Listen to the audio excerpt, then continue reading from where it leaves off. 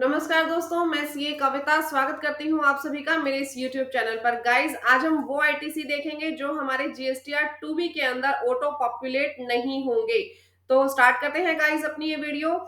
सबसे पहले तो हमारे पास जो आईटीसी है, आईटीसी ऑन इंपोर्ट गुड्स, ये वो आईटीसी है जो इंपोर्ट ऑफ गुड्स के ऊपर मिलते हैं। जैसा कि हम सभी को पता है कि जब हम किसी भी गुड्स को इंपोर्ट करते हैं तो हमें क्या फाइल करनी होती है? At the time of importing goods we have to file bill of entry। जी हाँ, import of goods के टाइम पे हमें bill of entry फाइल करनी जरूरी होती है। And we are entitled to avail IGST, और उसके बाद हमें क्या मिल जाता है जी? आईजीएसटी मिल जाता है। वी पे IGST along with custom duty. इस आईजीएसटी को हम कस्टम ड्यूटी के साथ पे करते हैं और आईजीएसटी का क्रेडिट हमें अवेल हो जाता है। जितनी भी गुड्स हम लोग इंपोर्ट करेंगे फ्रॉम आउटसाइड इंडिया, उनके ऊपर हमें आईजीएसटी जो है वो अवेलेबल होता है, हम उसके ऊपर आईजीएसटी क्लेम कर लेते हैं। लेकिन अगर आपको पता हो, इस केस में सामने वाला जो है वो R1 नहीं भरेगा। ठीक है जी, आईजीएसटी हम लोग पे भी करते हैं और हम लोग क्लेम भी करते हैं, लेकिन सामने वाले ने इसमें R1 नहीं भरनी। कोई भी R1 के अंदर उसने अपनी सेल्स को अपडेट नहीं करना, उसने हमारी जो भी है डॉक्यूमेंट्स को अपडेट नहीं करना, तो हमारी जीएसटीआर 2B में भी वो डाटा जो है वो ऑटो पॉपुलेट नहीं होगा। तो देखिए, अब हमारे पास जो चेंजेस आए हैं नई नोटिफिकेशन के बाद, उसके बाद हमारे पास साफ तौर पे बता दिया गया है कि जीएसटीआर 2B में अगर आपका जो आईटीसी है वो ऑटो पॉपुलेट नहीं हुआ तो आप उस आईटीसी को क्लेम नहीं कर पाएंगे। लेकिन now the major question is that कि जो आईटीसी इंपोर्ट ऑफ गुड्स से रिलेटेड है, ये तो हमारे ही आईटीसी थे, लेकिन इंपोर्ट ऑफ गुड्स के आईटीसी किसी भी तरीके से जीएसटीआर 2B में अपडेट नहीं हो सकते, वो जीएसटीआर 2B में नहीं दिखाई जाएंगे। तो अब क्वेश्चन मार्क हमारे पास क्या होता है कि जब वो आईटीसी जीएसटीआर 2B में आएंगे ही नहीं तो हम उसे कैसे क्लेम करेंगे? तो गाइज, अभी तक तो मेरा जो ओपिनियन है कि हमें बिना उसमें आए हुए भी आईटीसी अपने क्लेम कर लेने चाहिए। बाकी गवर्नमेंट को इसके ऊपर कुछ ना कुछ नया सर्कुलर या नोटिफिकेशन जरूर इशू करना पड़ेगा, ताकि वो इस चीज के ऊपर क्लैरिटी दे सके कि इंपोर्ट ऑफ गुड्स से रिलेटेड जो आईटीसी है, जो आईजीएसटी है, वो हम किस तरीके से क्लेम करेंगे, किस बेस पर क्लेम करेंगे। ठीक है जी।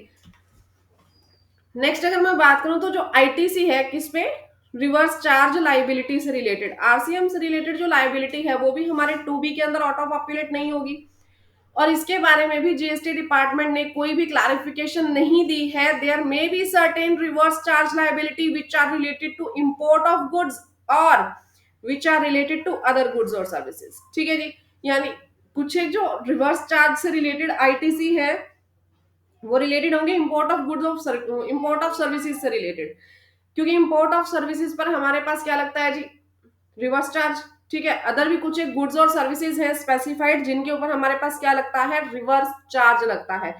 लेकिन ये जो रिवर्स चार्ज है जो हम पे करेंगे, अब तक तो हम उसे क्लेम कर रहे थे, लेकिन अब डिपार्टमेंट ने क्या बोला है कि जो चीज आपके जीएसटीआर 2B में आ गई सिर्फ वही क्लेम कीजिए, उसके अलावा आपको कुछ भी क्लेम नहीं करना।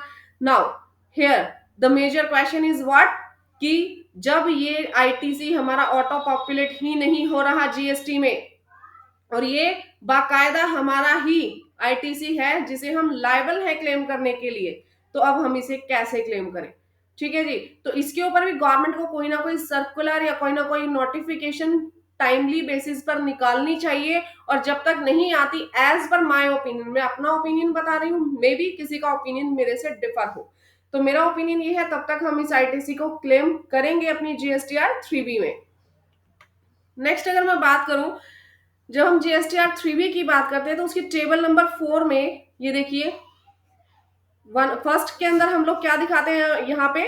टेबल नंबर 4 A1, इसके अंदर हम यहाँ पे क्या दिखाते हैं? इंपोर्ट ऑफ गुड्स से रिलेटेड डाटा दिखाते हैं। इंपोर्ट ऑफ गुड्स का आईजीएसटी हम लोग यहाँ अपडेट करते हैं। इंपोर्ट ऑफ सर्विसेज से रिलेटेड आरसीएम हम लोग यहाँ दिखाते हैं।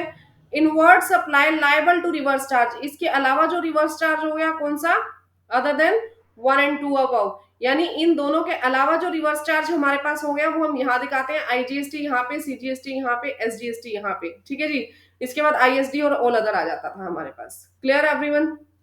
तो ये जो तीनों चीजें हैं, ये जो टेबल का पार्ट है, टेबल 4A का पार्ट 1, 2, 3, इन तीनों के बारे में जो क्लैरिटी है कि यहाँ पे जो अपडेशन आएगी इन तीनों के अंदर, इन तीनों के अंदर जो हम अपडेट करेंगे डाटा, इन तीनों के अंदर हम जो अपना आईटीसी दिखाएंगे वो किस बेस पर दिखाएंगे। ठीक है जी, इसकी क्लैरिटी जो है वो गवर्नमेंट ने हमें अभी तक नहीं दी है कि हमें कौन सा बेस मान करके चलना है इसमें डाटा को अपडेट करने के लिए, क्योंकि इन तीनों का जो डाटा है ना, ये इन तीनों का डाटा हमारे पास अपडेट नहीं होगा डायरेक्टली। मैं इसे इरेज कर दूंगा सारा। तो ये जो तीन है, पार्ट्स 1, 2 एंड 3, इन तीनों का डाटा डायरेक्टली अपडेट नहीं होगा। किसमें? जीएसटीआर 2B में। जीएसटीआर 2B में इन तीनों का डाटा आने वाला नहीं है। और गवर्नमेंट हमें क्या कह रही है कि जो डाटा जीएसटीआर 2B में आए आप सिर्फ वही क्लेम कीजिए। तो अब इन तीनों का क्या, इससे रिलेटेड नई नोटिफिकेशन आएगी। जो भी आती है नोटिफिकेशन, मैं अपने चैनल पर सबसे पहले आप लोगों को डाटा अपडेट करवाऊंगी, इसलिए मेरे चैनल को सब्सक्राइब जरूर कीजिएगा। और दूसरी बात मैं आपको बता दूं, एज पर माय ओपिनियन, जब तक गवर्नमेंट कोई क्लैरिफिकेशन नहीं देती, सर्कुलर नहीं देती, नोटिफिकेशन नहीं देती, तब तक हमें इसे अपने जो इनवॉइसेस है उसी के बेसिस पर क्लेम करना होगा। Thank you so much.